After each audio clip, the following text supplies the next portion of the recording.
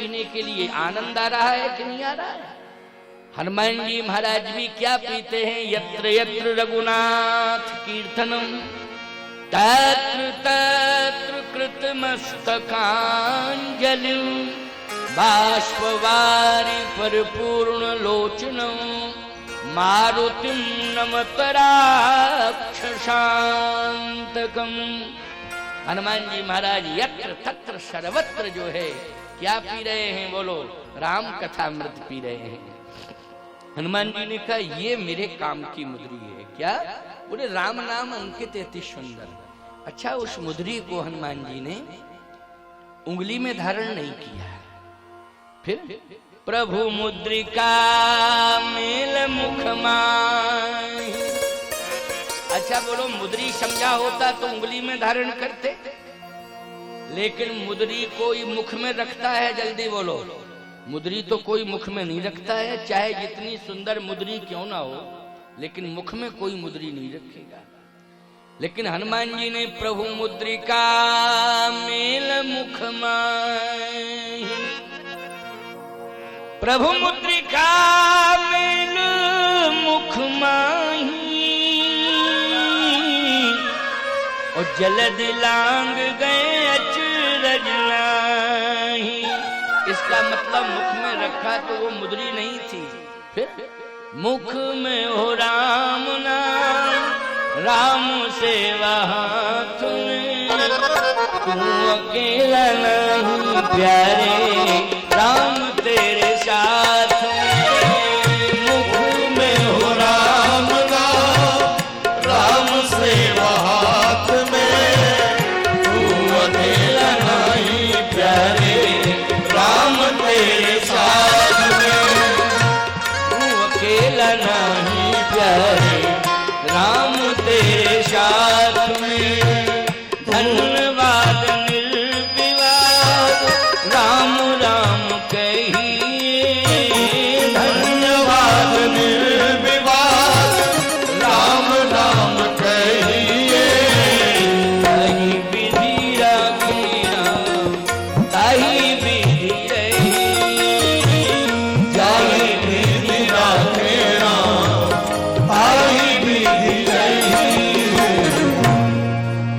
मुख में हो राम नाम, राम सेवा हाथ में। हमारे हाथ में तो प्रभु राम की सेवा है, मैं उनकी सेवा करूंगा, लेकिन अपने बल से नहीं करूंगा, मेरा कोई बल नहीं है। फिर ये तो राम का बल है। तो मुद्री क्या कर रही है? बोले मुद्री जब से मैंने मुख में धारण की, ये मुद्री लोगों को दिखाई दे रही है, लेकिन ये तो राम का नाम है। राम का नाम जो है समुद्र पार करा रहा है। बोलो भाई, राम राम जब मरने वाले से क्या कहा जाता है? राम राम कहो, राम राम कहो। क्यों? भव से पार हो जाओगे। मरने वाले से क्या कहा जाता है? राम राम कहो, राम राम कहो, भव से पार हो जाओगे। हनुमान जी समुद्र पार कर गए। तुम लोग राम राम कहोगे तो भव से पार हो जाओगे, इसलिए राम राम जरूर कहा करो। अभ्यास शुरू से ही डालो ना राम राम कहने का, तो मरते समय भी राम राम निकलेगा। और यदि अभ्यास नहीं होगा तो मोहल्ला वाले खूब कहें, अरे मर राम राम कह के मरो, राम राम कह के, राम राम निकलेगा ही नहीं। राम राम कहाँ निकलेगा?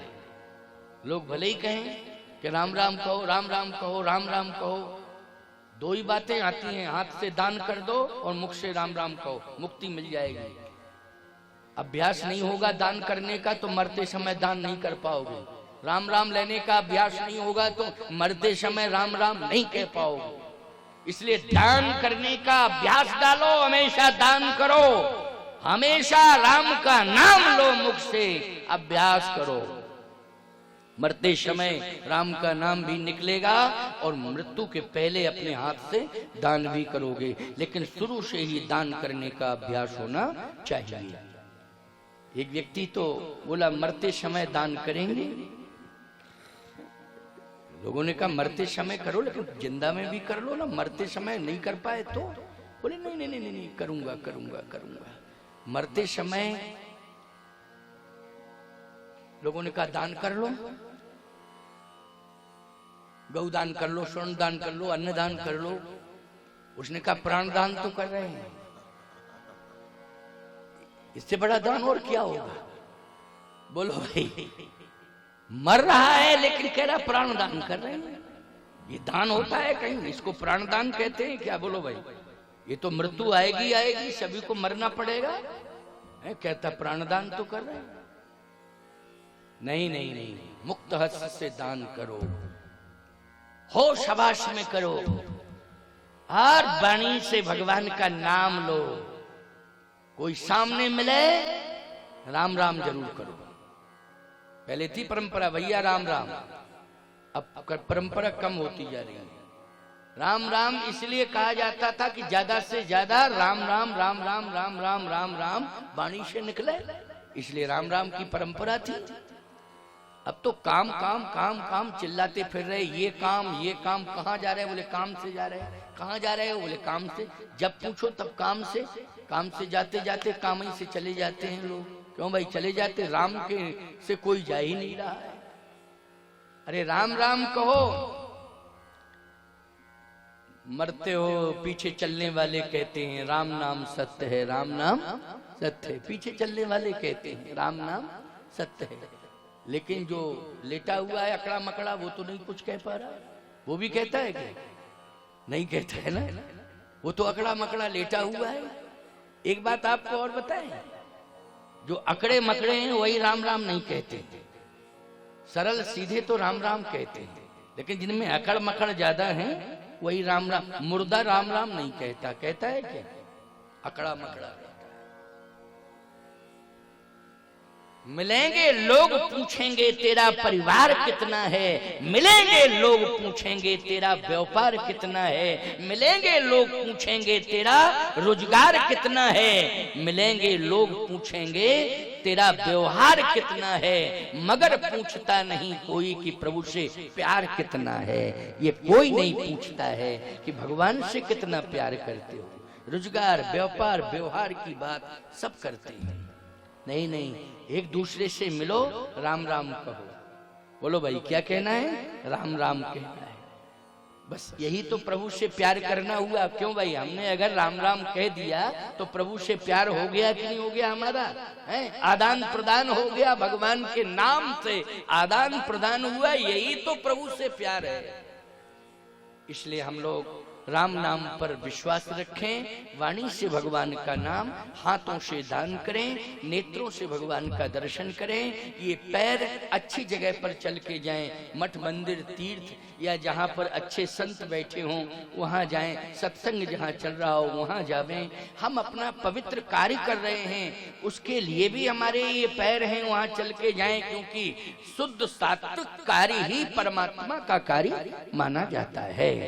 आप लोग तो इतना पवित्र कार्य करते हो, किसान हो किसान, याद रखना किसान की मेहनत इतनी परम पवित्र मेहनत होती है कि खेत में किसान गया तो उसे केवल फसल ही नहीं मिलती है, उस खेत से उसे भगवती सीता का भी दर्शन होता है। सीता मिलती हैं तो खेत से ही तो मिलती हैं, महलों में नहीं मिलती हैं सीता। सीता कहाँ मिलती हैं? बोलो, खेत में मिलती हैं। राम किसी महल में नहीं मिलते हैं, राम यज्ञ में मिलते हैं। प्रगटे अग्नि चरू कर लीने, राम यज्ञ में मिले हैं और सीता खेत में मिली हैं। बोलो, सीता खेत में। हमारी दो ही संस्कृतियां हैं भारत में, ऋषि संस्कृति और कृषि संस्कृति।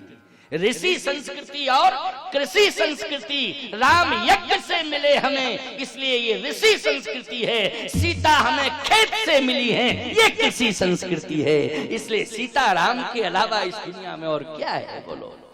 इसलिए आपका जो कार्य है खेत खलियान वाला, ये परम पवित्र कार्य है। बोलो, है कि नहीं? ईमानदारी से कर रहे हो, निष्ठा पूर्वक कर रहे हो, तुम्हारा तो कल्याण होना ही होना है, इसमें कहीं कोई शंका नहीं है। हनुमान जी ने कहा कि अब मुझे सीता माता मिल जाएंगी, क्योंकि मुद्री से नहीं राम नाम से मिलेंगी। किससे मिलेंगी? राम नाम से। राम नाम का कितना बड़ा प्रभाव है, 4 बजे तक कथा कह दूंगा बस, क्योंकि 4 बजे के बाद फिर आरती भंडारा। आज भंडारे की व्यवस्था है और सभी को प्रसाद पाके जाना है। बहुत बड़ी व्यवस्था तिलक राम जी ने की है। और ये आयोजन उनका बहुत ही श्रद्धा भक्ति के साथ हुआ है। भाइयों में कितना प्रेम है, बहुत अच्छा प्रेम है।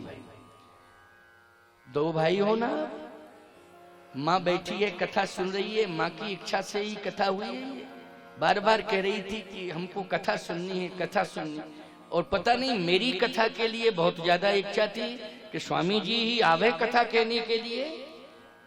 तो धन्य है वो माँ जिसने कहा है कि मुझे प्रभु राम की कथा सुननी है।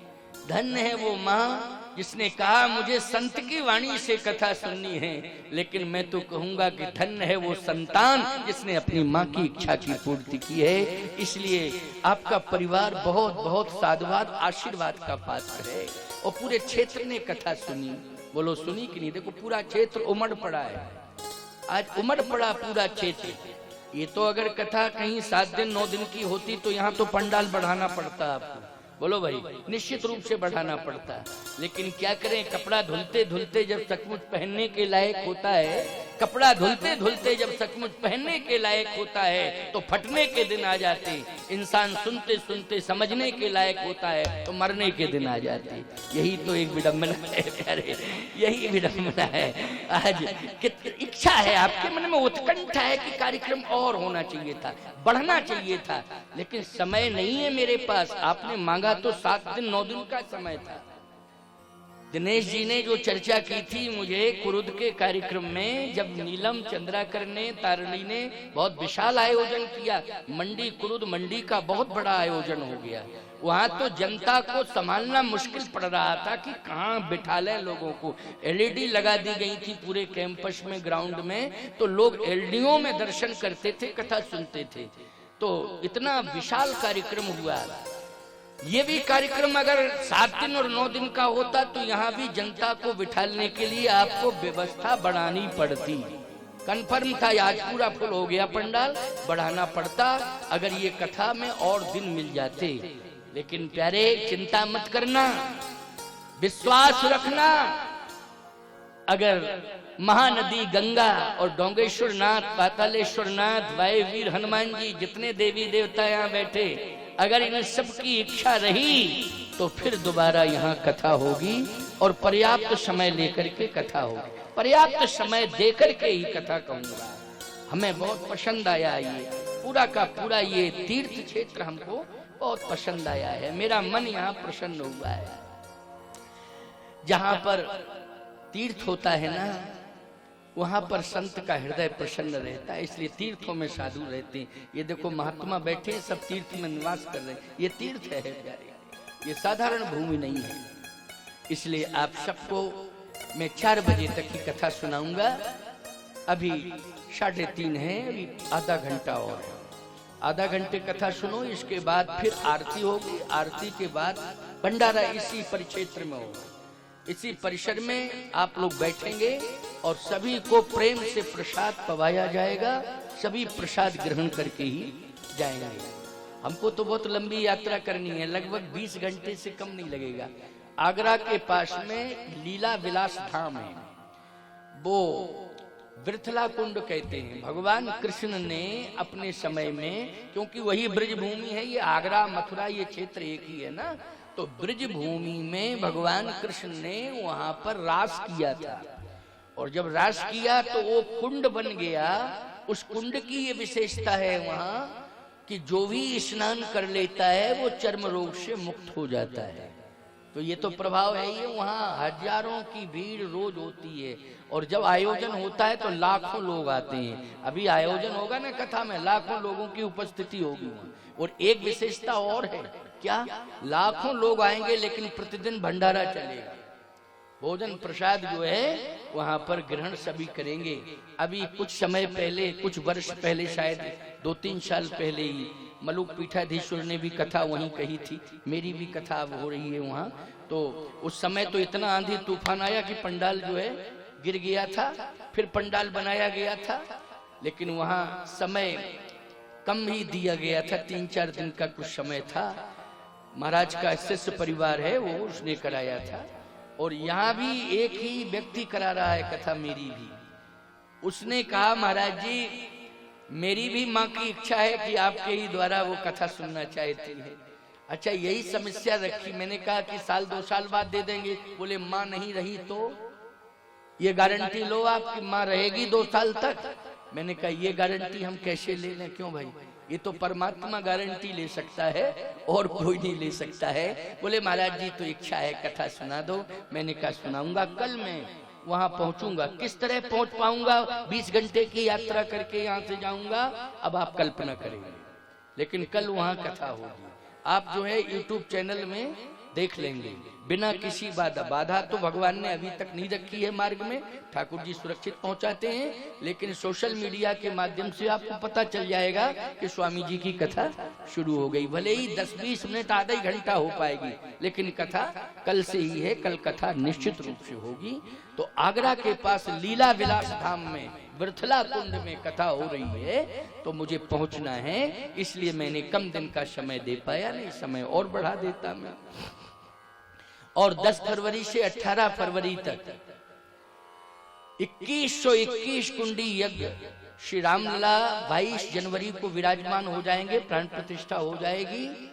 इसके बाद उनकी प्रसन्नता में, प्रभु राम की प्रसन्नता में, ये सुंदर दिव्य भव्य मंदिर में, राम मंदिर में प्रभु विराजमान हैं। इसके लिए अयोध्या के सभी संत मिलकर के श्री स्वामी महामंडलेश्वर कनक बिहारी दास जी महाराज, उनका शरीर तो पूरा हो गया, लेकिन उनकी स्मृति में श्री राम लला जी के चरणों में 2121 कुंडी यज्ञ समर्पित कर रहे हैं। उसमें राम कथा मेरी होने जा रही है। 9 दिवसीय राम कथा अयोध्या में 2121 कुंड सरजू के किनारे बनेंगे। एक यज्ञशाला 2100 यज्ञशालाएं बनेंगी। सोचिए जरा कितना विशाल स्वरूप होगा। 2100 यज्ञशालाएं बहुत होती। सरजू के तट पर अभी तक के इतिहास में 2100 यज्ञशालाएं एक साथ नहीं बनी, लेकिन ये पहली बार।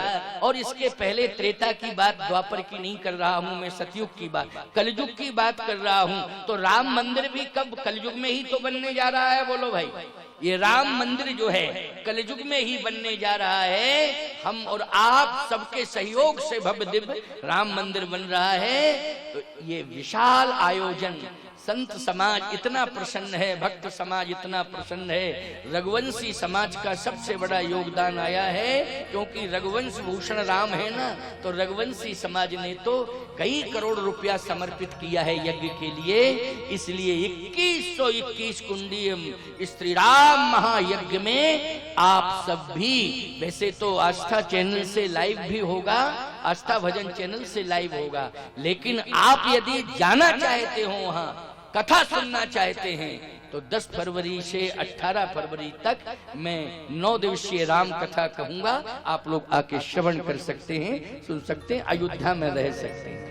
ये आप सबके लिए, दर्शनों के लिए, यज्ञ के दर्शन, रामलला के दर्शन, सरजू मैया का स्नान, साधु संतों का दर्शन, वहां तो लाखों लोगों की रोज उपस्थिति होगी।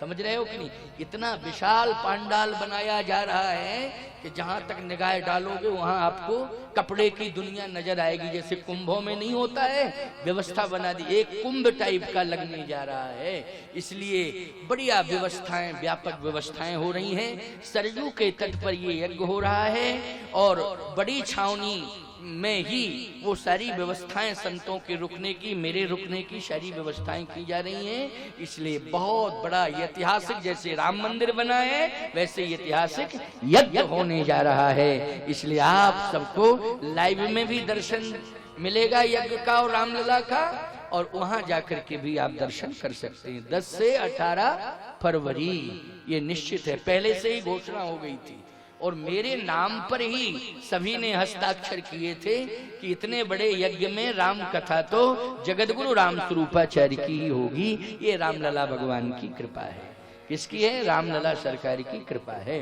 संत तो सभी आएंगे, लेकिन ये तो रामलला सरकार ने सौभाग्य मुझे दिलाया, इसलिए मैं भगवान की सेवा करने के लिए पहुंच रहा हूं। इसके पहले भी दिसंबर में जानकी महल में एक मेरी कथा और होने जा रही है। ये 27 दिसंबर से और 4 जनवरी तक।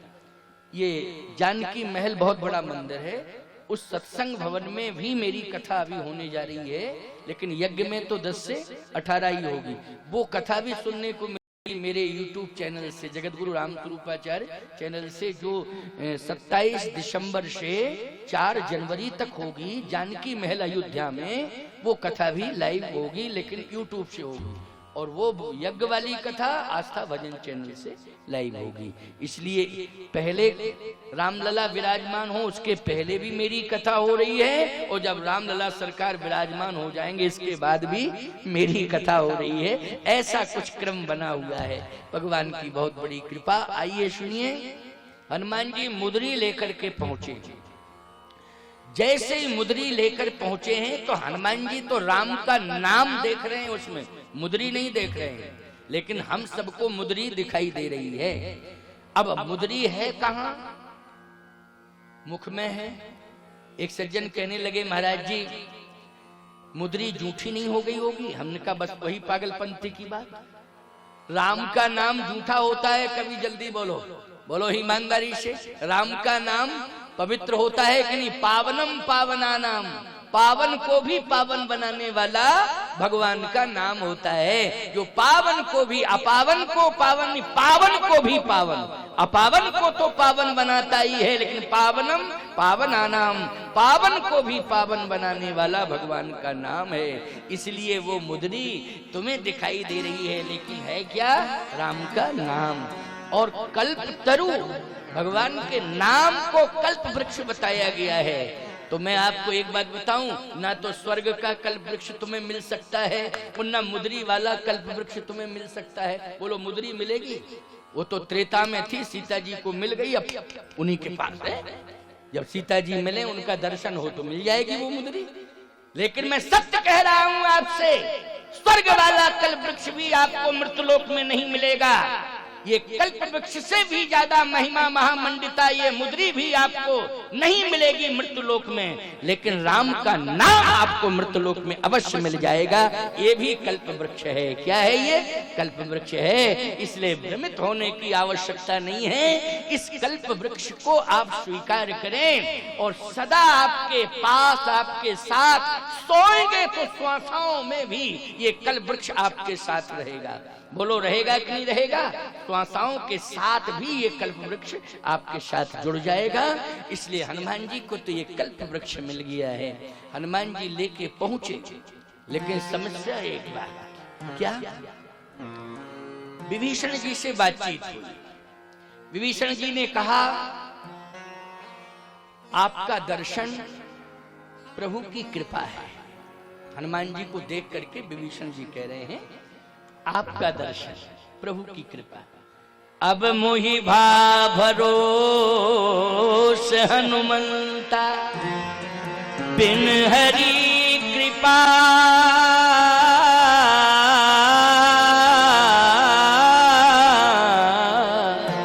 मिलहि नहीं संता। जो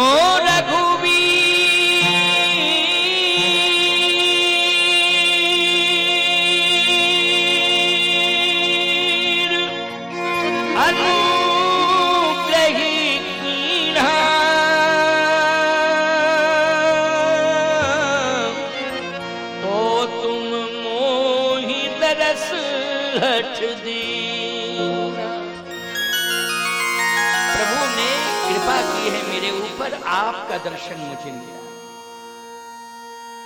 मैं धन्य हो गया। लेकिन मेरी प्रार्थना है कि आप मुझे श्री राम से मिला दें, राम का दर्शन आप मुझे करा दें, बस मेरा जीवन धन्य धन्य हो जाएगा। हनुमान जी बोले, आप मुझे सीता माता का दर्शन करा दें तो मेरा जीवन धन्य धन्य हो जाएगा। सीता माता का दर्शन अभी तक मैंने किया नहीं। विभीषण जी बोले, मैंने तो किया है। तो हनुमान जी बोले, आपने किया है सीता माता का दर्शन, माता जी का दर्शन आपको मिल गया, पिताजी का नहीं मिला। हमें पिताजी मिल गए, माता जी नहीं मिली, तो आप हमें माता जी से मिलाओ, हम आपको पिताजी से मिला देंगे। दोनों का काम बढ़िया बन जाएगा, कोई दिक्कत ही नहीं है, बहुत अच्छी तरीके से दोनों का निर्वाह होगा। वाह! हनुमान जी महाराज कहते हैं, आपके माध्यम से ही मुझे माता जी मिलेंगे, इसलिए मुझे ले चलो, जहां माता जी हैं वहां ले चलो। विभीषण बोला यही तो मुश्किल की बात है, माता जी के पास ना मैं जा सकता हूं ना आप जा सकते। क्यों? कहां है? रावण के महल में मैं तो पूरा सर्वे करके आया हूं, वहां तो नहीं थी। कहे नहीं, लंका के किसी महल में नहीं है। सीता जी महलों में नहीं मिलेंगी, याद रखना, सीता जी महलों में नहीं मिलेंगी। सीता जी का दर्शन जब भी होगा तब प्रकृति के मध्य में होगा। कहां होगा? जहां प्रकृति होगी वहां। और बोलो सीता जी पूरी लंका में कहां हैं? जहां पर वाटिका है। और वाटिका का अर्थ क्या हुआ? बोलो वृक्ष हैं कि नहीं? और वृक्षों के मध्य में ही सीता जी बैठी हैं कि नहीं बैठी हैं? जल्दी बोलो। प्रकृति में परमात्मा बसा हुआ है, इसलिए आप प्रकृति को बचाओ। नदियों में कितनी गहराई कर दी है, ये बालू कहां ले जा रहे हो खोद खोद करके? हैं? कहां ले जा रहे हो ये बालू कि तुमने इतनी गहराई कर दी है कि नदियां प्रभावित हो रही हैं। बोलो हो रही हैं कि नहीं? पर्वत कितने ऊंचे ऊंचे थे विकास के नाम पर, तुमने पर्वतों को न्यस्त नाबूद कर दिया है। वृक्ष कितने घने थे लेकिन तुमने वृक्षों को काट डाला है। बोलो गलतियां हो रही हैं कि नहीं हो रही हैं? बहुत बड़ी गलतियां हो रही हैं। इसलिए प्रकृति को बचाइए, बचाइए, परमात्मा तभी मिलेगा। इसलिए हमेशा आपसे कहा जाता है कि कुछ नहीं कर सकते हो तो तुलसी और फूल तो अपने घर में कम से कम सुरक्षित करो, तुलसी और फूल। लेकिन दुर्भाग्य तो यह है कि आज ना तो तुलसी घरों में सुरक्षित मिल रही, ना फूल मिल रहे। छत्तीसगढ़ में सबसे ज्यादा घरों घरों में तुलसी रहती है, आज भी है, ऐसी बात नहीं, लेकिन ग्रामों में है, शहरों में नहीं है। शहरों में वो कहते महाराज जगह ही नहीं है, हम कहां रखें। एक गमले में उन्होंने तुलसी को कहीं कोने में रख दिया। नहीं नहीं नहीं, तुलसी कोने का विषय नहीं है, तुलसी आंगन का विषय है। बोलो भाई तुलसी कोने का विषय है कि आंगन का विषय है? तुलसी आंगन का विषय है, इसलिए तुलसी तो आंगन में होनी चाहिए। तुलसी की परिक्रमा की जाती है, तुलसी माँ है, तुलसी की सेवा की जाती है। तुलसी जिस घर में रहती है उस घर में बीमारी नहीं आती है, और तुलसी जिस घर में रहती है वहां पर निश्चित रूप से सीताराम जी का वास होता है, नारायण का वास होता है, शालिग्राम भगवान की कृपा होती है। क्योंकि हरि प्रिया हैं, शालिग्राम भगवान सबसे ज्यादा प्रसन्न होते हैं। बोलो होते हैं कि नहीं होते हैं? इसलिए भगवान विष्णु को प्रसन्न करना है, सीताराम जी को प्रसन्न करना है, हनुमान जी को प्रसन्न करना है, तो तुलसी घर में होनी चाहिए। आज विभीषण जी के यहाँ तुलसी ही तुलसी, नव तुलसी का वृंदता देख हर्ष कपि है, तुलसी ही तुलसी। हनुमान जी ने जहां दृष्टि डाली वहां तुलसी ही तुलसी। और राक्षसों के भवन में गए, वहां साफ शराब पिए पड़े हैं, बोतलें ही बोतलें। जहां दृष्टि जा रही वहां पर शराब की बोतलें ही बोतलें रखी हुई। बड़ी विडंबना है, ये कितना बड़ा दुर्भाग्य देखो तो। अरे राम, लेकिन तुलसी ही तुलसी है। कहां? विभीषण जी के यहाँ। हनुमान जी ने कहा कि तुलसी से प्रेम करते हो, श्रद्धा रखते हो, तो तुलसी से जो श्रद्धा रखता उसे सीता माता तो मिल ही जाएंगी सहज में। कहा सहज में इसलिए नहीं मिल रही है कि जिस वाटिका में रह रही है उस वाटिका में पुरुषों का प्रवेश नहीं है। उस वाटिका में केवल पुरुषों में रावण जा सकता है, बाकी और कोई नहीं जा सकता। इसलिए तहीं अवसर रावण तहीं आवा, संग नारी बहु किए बनावा। अच्छा बोलो, राजा के साथ मंत्री चलते हैं कि महिलाएं चलती हैं? जल्दी बोलो।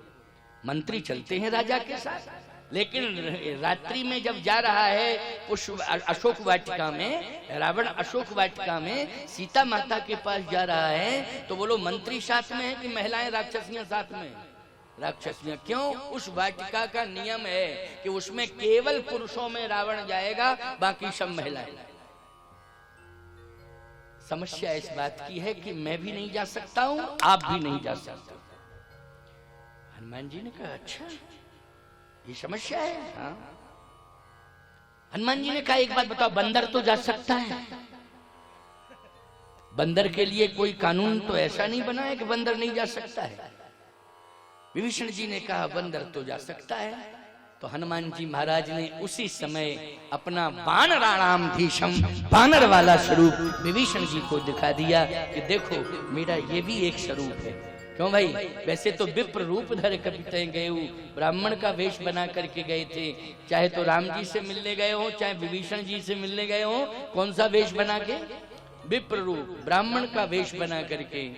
लेकिन जैसे ही हनुमान जी ने कहा कि बंदर के लिए तो कोई रोक टोक नहीं है, विभीषण जी बोले बंदर के लिए कोई रोक टोक नहीं है। हनुमान जी ने अपना वानर रूप धारण कर लिया, कहा अब कोई मुझे रोकेगा? विभीषण जी ने कहा अब तो नहीं कोई रोक पाएगा। कौन रोकेगा? किसी की हिम्मत है कि कोई रोक दे? किसी की हिम्मत नहीं है। वृंदावन के बंदर तो राष्ट्रपति का चश्मा खींच लेते हैं। क्यों भाई? वहां की बताइए कौन सी धारा लगेगी अपराध की उनके लिए? बोलो कि राष्ट्रपति का चश्मा कैसे तुमने छुआ, कैसे तुमने छीन लिया? बड़ा चश्मा छीनने में बहुत एक्सपर्ट है वृंदावन के बंदर। पता नहीं कौन ने उनको ट्रेनिंग दी है, आराम से उतार लेते हैं चश्मा, है ना। तो कहने का तात्पर्य मेरा ये है कि वानर का स्वरूप हनुमान जी ने धारण किया, तो विभीषण जी ने कहा अब कोई रोक टोक नहीं। लेकिन शब्द लगा तो फिर शंका आ गई। लेकिन क्यों लगा? लेकिन यह है कि सीता जी बंदर को देख के डरती हैं। सिय बन बसई तात कहीं भांति, वो चित्र लिखित कपि देख डराती। बंदर का फोटो जैसे ही देखा था सीता जी ने अयोध्या में तो बेहोश हो गई। तो चित्र देख करके बेहोश हो गई थी। अब ओरिजिनल बंदर को देखेंगी तो क्या दशा होगी सीता जी की, इस पर आप विचार करें।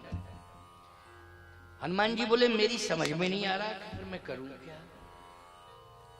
विभीषण ने कहा मैं युक्ति बताता हूं। युक्ति विभीषण सकल सुनाई। युक्ति बता रहा हूं। क्या युक्ति? आपको डायरेक्ट नहीं जाना है सीता जी के पास। आपकी वाणी में जादू है। आपने मुझे कथा सुनाई, जैसे ही मैंने आपकी वाणी से कथा सुनी तो मेरा दुख चला गया। पूरा पिछला जो भी रिकॉर्ड दुख का था वो सारा का सारा समाप्त हो गया। मुझे इतनी प्रसन्नता है कि मैं वर्णन नहीं कर सकता हूं। सारा दुख चला गया केवल कथा सुन के। आपकी वाणी में बहुत जादू है, इसलिए आप तो जाके कथा सुनाना। हनुमान जी बोले तो सामने कथावाचक को जाना पड़ेगा कि नहीं जाना पड़ेगा? विभीषण जी ने कहा यह आवश्यक नहीं है। अगर लोग गांव में माइक लगा होगा, बैठे होंगे, ईमानदारी से बताओ तो वो सुन रहे होंगे। हम भले ही दिखाई नहीं दे रहे हैं, लेकिन वो बैठे बैठे आवाज पहुंच रही तो सुन रहे होंगे कि नहीं? कुछ लोग तो वृक्षों के नीचे बैठे, हमको यहीं से दिखाई दे रहे हैं। वृक्ष के नीचे बैठे हैं, बहुत से वृक्षों के नीचे बैठे हैं, भक्त लोग सुन रहे हैं। लेकिन प्यारे एक बात बताओ, हम दिखाई नहीं दे रहे हैं, लेकिन उन्हें कथा सुनाई दे रही है कि नहीं? और वो सुन सुन करके आनंद ले रहे हैं। तो विभीषण जी ने कहा ये आवश्यक नहीं है कि आप सामने ही जाके सुनाएं कथा, आप तो कथा सुनाएं। फिर कहां? बोले बंदर का स्थान तो वृक्ष पर होता है। किस पर होता है? वृक्ष पर। अच्छा बोलो बंदर का मूल निवास कहां होता है? जल्दी बोलो। अच्छा सर्प का मूल निवास कहां होता है? बामी में। सर्प कहां रहता है? जल्दी बोलो। बामी में। बंदर कहां मिलेगा आपको? सर्प बामी में मिलेगा। और बंदर कहां मिलेगा आपको? जल्दी बोलो।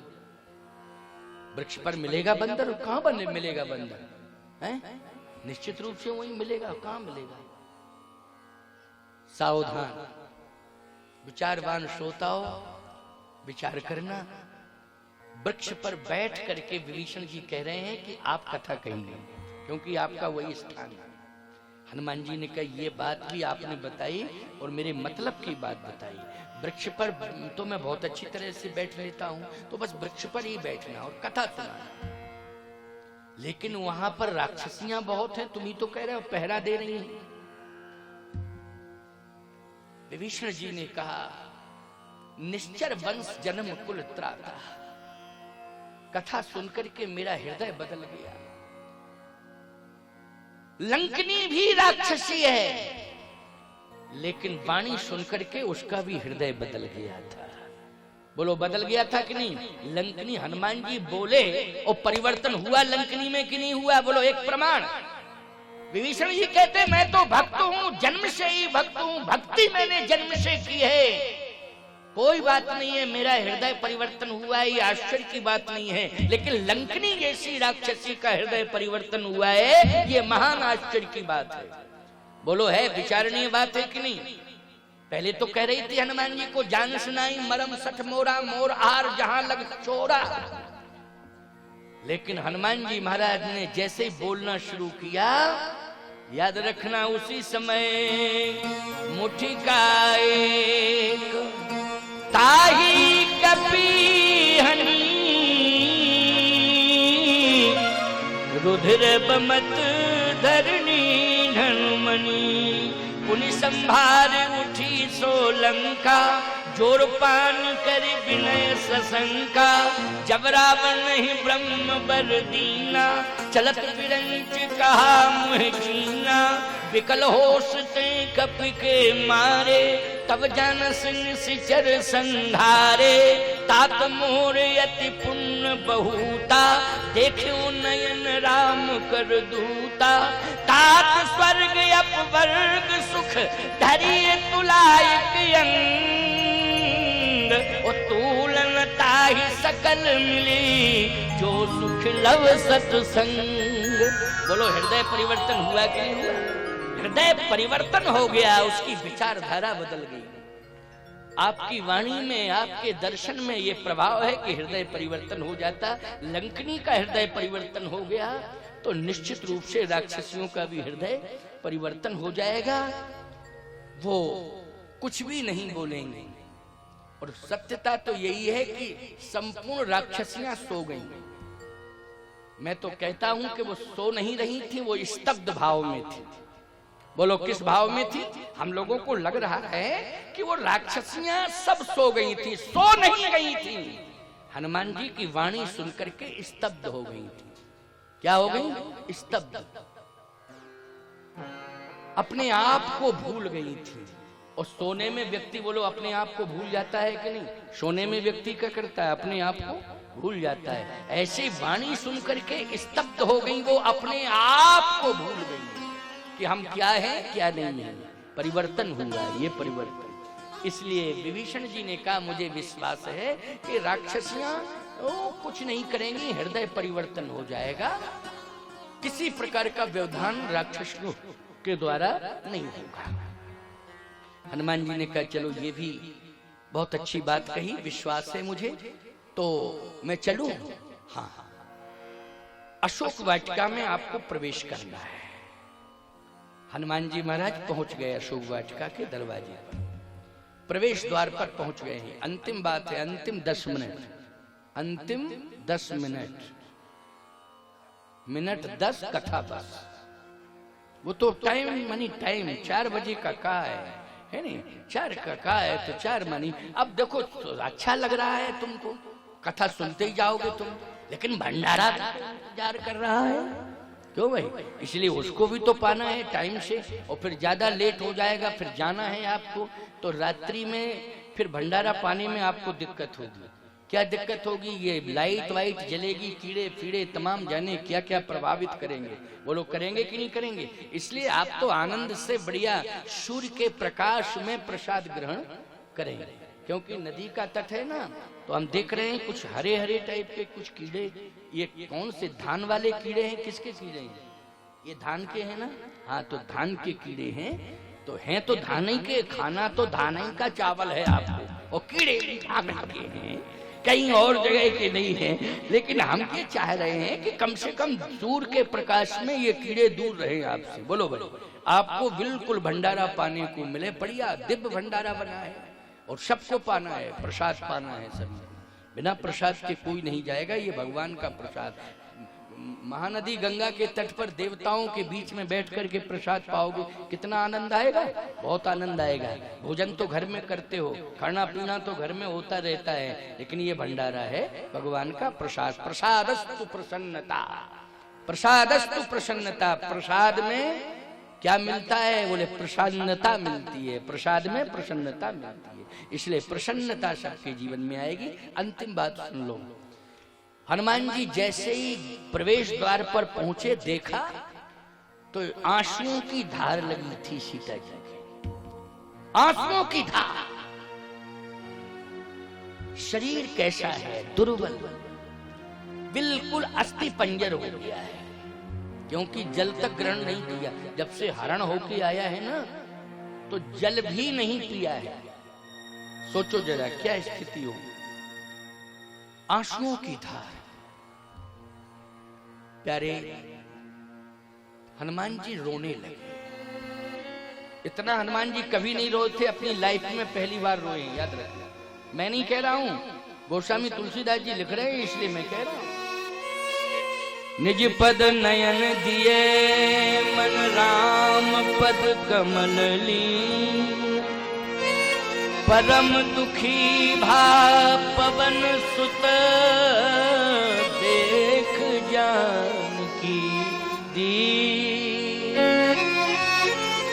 कृष्ण शीस जटायक बैन, कृष्ण शीस जटायक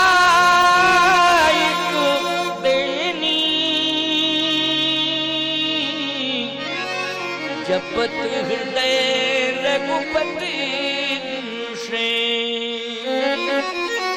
शरीर कृश है, ये जो केश है ना सिर के, ये उलझ गए, जटाओं में बदल गए, ये जटाएं बन गई। हनुमान जी दुखी हुए, परम दुखी, पहली बार हुए इतने दुखी, कभी नहीं हुए। हनुमान जी महाराज ने एक संकल्प लिया, रावण समुद्र तेरी लंका को नहीं डुबो पाया, लेकिन मेरी मां जानकी के आंसू तेरी लंका को अवश्य डुबोएंगे। अब तेरी लंका बचने वाली नहीं है। इतने आंसू निकल रहे हैं मेरी मां के, इतने आंसू निकल रहे हैं कि अब हनुमान के भी आंसू जुड़ गए हैं उसमें। बोलो परम दुखी भा पवन सुत देख जानकी दीन। अब तेरी लंका बचने वाली नहीं है, तेरी लंका अब निश्चित रूप से आंखों, जो मेरी मां के आंखों के आंसू हैं, उनमें डूबेगी।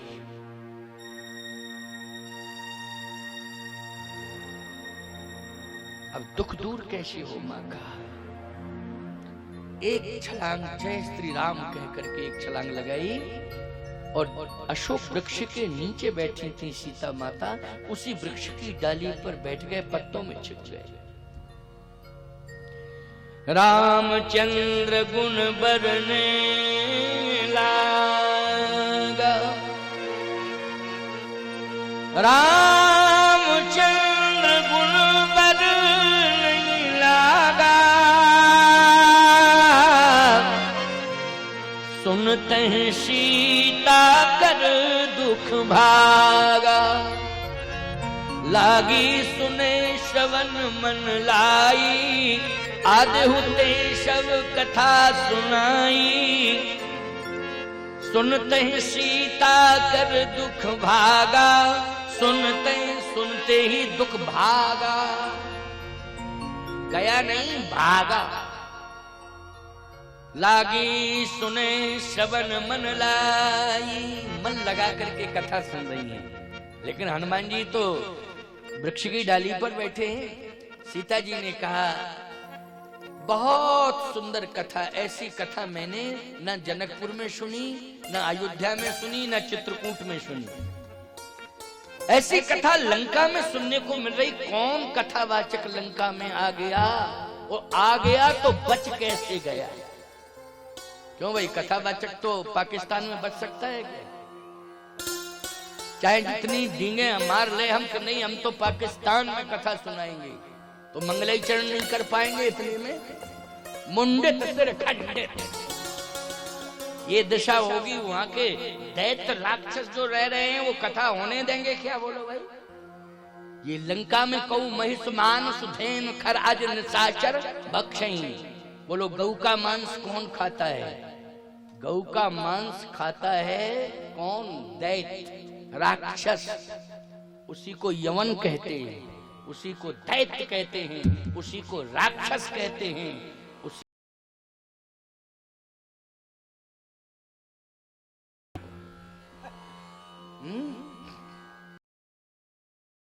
महिष मानस धेनु,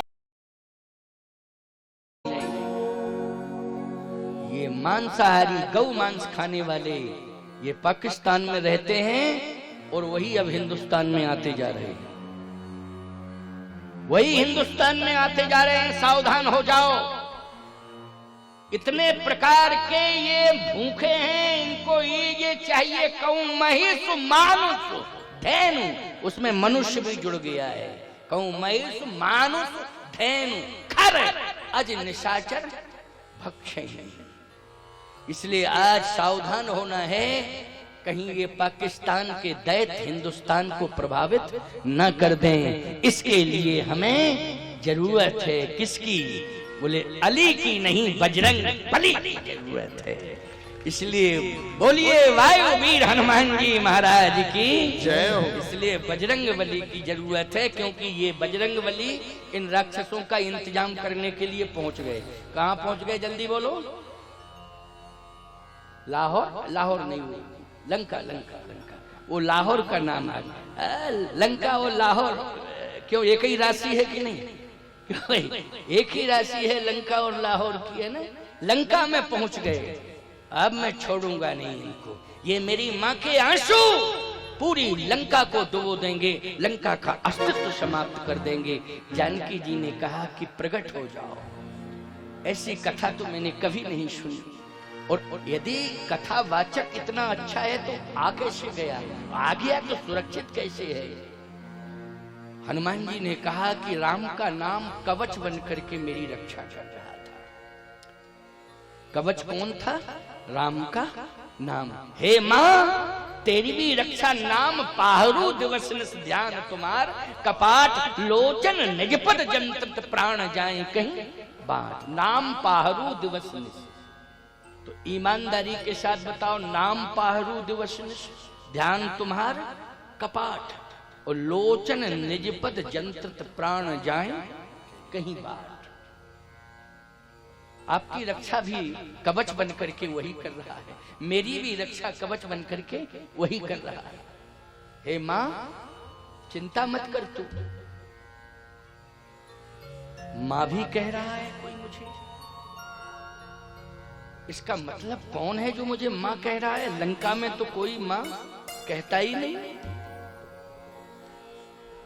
प्रकट हो जाओ। बहुत सुंदर कथा है। हनुमान जी ने कहा माता जी पहले ये समझ लो, कथावाचक बंदर है, कहीं डर मत जाना। कथा ही कथा सुंदर है, लेकिन कहने वाला बंदर है। सीता जी ने कहा उसके चेहरे की आकृति से मुझे कुछ लेना देना नहीं है, कि उसकी आकृति कैसी है, मुझे उसकी आकृति से मतलब नहीं है। ऐ महाभाग कथावाचक, तुम्हारी आकृति से मुझे मतलब नहीं है, तुम्हारी संस्कृति से मुझे मतलब है। तुम्हारी संस्कृति मुझे प्रभावित कर रही है। ऐसी संस्कृति तो अद्भुत संस्कृति है जो मुझे प्रभावित कर रही है। तुम मेरे सामने आ जाओ। हनुमान जी महाराज उसी समय माँ के कहने से माँ के सामने खड़े हो गए। बोलिए हनुमान जी महाराज की, बोलिए जनक नंदनी माँ जानकी की। आज माँ और बेटे का मिलन हो गया। बोलो हो गया कि नहीं? माँ और बेटे का मिलन हो गया है और बज भी गए 4 और मिलन हो ही गया है माँ बेटे का। तो मिलन जब हो गया है माँ बेटे का, माँ को इतना प्रभावशाली बेटा मिल गया है, तो बोलो माँ का संकट दूर हो गया कि नहीं हो गया? माँ का संकट दूर हो गया है, क्योंकि प्रभावशाली पुत्र मिल गया है। इसलिए अब माँ संकट मुक्त हो गई है। हम सबको, अच्छा ईमानदारी के साथ बताओ, हम सबको भी कौन मिल गए हैं? हनुमान जी मिल गए। बोलो मिल गए कि नहीं मिल गए? और जब हनुमान जी मिल गए हैं तो कलयुग में चारों युग प्रताप तुम्हारा है, प्रसिद्ध जगत उजियारा। साधु संत के तुम रखवारे, असुर निकंदन राम दुलारे। इसलिए ध्यान से सुनना मेरी बात को। हनुमान जी की छत्र छाया में हम सब रह रहे हैं। हनुमान जी की कृपा से ही ये कथा हुई है। इसलिए जो कथा आयोजक परिवार है तिलक जी का, वो हनुमान जी की कृपा के पात्र हैं। उनके ऊपर हनुमान जी की कृपा रहेगी। और जिन लोगों ने यहाँ आकर के कथा श्रवण की है, उन सब के ऊपर हनुमान जी की कृपा रहेगी। और जो लोग समय निकाल के नहीं आ पाए, लेकिन उनका मन यहीं था, तन कहीं था, उनके ऊपर भी हनुमान जी की कृपा रहेगी। और सभी के ऊपर हनुमान जी की कृपा हो। इन्हीं मंगल कामनाओं के साथ मैं अपनी वाणी को विश्रामित कर रहा हूं। और सभी को मैंने समान रूप से आशीर्वाद दे दिया है। समय आने पर फिर आशीर्वाद मिलेगा, इंतजार सबको करना पड़ेगा।